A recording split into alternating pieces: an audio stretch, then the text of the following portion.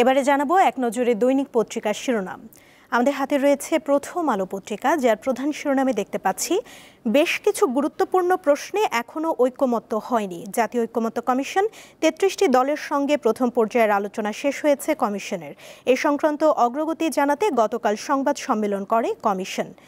এদিকে সরকার ও সেনাবাহিনী একে অপরের বিপরীতে দাঁড়ায়নি, সেনা সদরের প্রেস ব্রিফিং। আরও দেখতে পাচ্ছি সচিবালয়ে বিক্ষোভ চলছেই, সরকারি চাকরি অধ্যাদেশ, সচিবালয়ের কর্মচারীরা দপ্তর ছেড়ে বিক্ষোভে অংশ নেন। আজও বিক্ষোভের কর্মসূচি, কলম বিরতিতে যাচ্ছে ২৫ ক্যাডারের সংগঠন। প্রশাসনিক কূট চেষ্টা কিনা সন্দেহ এনসিপির। এদিকে অধ্যাপক ইউনুস থাকছেন, সংকট কতটা কাটল এই নিয়ে অভিমত AKM জাকারিয়া। যুগান্তর পত্রিকার প্রধান শিরোনামে দেখতে পাচ্ছি সরকার সেনাবাহিনীর মধ্যে বিরোধ নেই, সেনা সদরের সংবাদ সম্মেলন। বিভেদ দ্বন্দ্ব কিছুই সৃষ্টি হয়নি, একে অপরের সঙ্গে সুন্দরভাবে কাজ করছে। মব ভায়োলেন্স ও জননিরাপত্তা বিঘ্নিত করলে সেনাবাহিনী কঠোর হবে।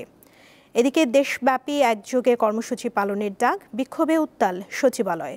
বিশেষজ্ঞদের অভিমত সরকারি চাকরি অধ্যাদেশ সংবিধান বিরোধী। এদিকে হঠাৎ আইন শৃঙ্খলার অবনতি, এটি নিয়ে রয়েছে একটি প্রতিবেদন। দৈনিক ইত্তেফাকে দেখতে পাচ্ছি প্রশাসনে বিশৃঙ্খলার আশঙ্কা। এদিকে চায়ের দোকানে দুর্বৃত্তের গুলিতে প্রাণ গেল বিএনপি নেতার, ভিডিও ফুটেজে 2 ঘাতক শনাক্ত। আরও দেখতে পাচ্ছি অভ্যুত্থানকে বাইরে থেকে উগ্র ইসলামপন্থী আন্দোলন হিসেবে তুলে ধরার চেষ্টা হচ্ছে বললেন ডক্টর ইউনুস। দর্শক, দেখে নিলাম আজকের দৈনিক পত্রিকার শিরোনামগুলো।